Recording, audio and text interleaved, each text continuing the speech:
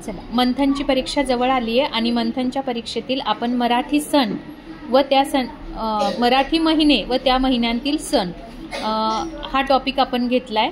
तर सगळ्यात आधी आपण फक्त वर्गीकरण केलंय, आधीचे 6 महिने घेतलेत, त्याआधी आपण शिकून घेऊयात। चैत्र ते भाद्रपद, चैत्र, वैशाख, ज्येष्ठ, आषाढ, श्रावण, भाद्रपद 31 दिवसांचे महिने आहेत। पैकी लक्षात ठेवण्यासारखी गोष्ट, चैत्र महिन्यात 30 किंवा 31 दिवस असतात।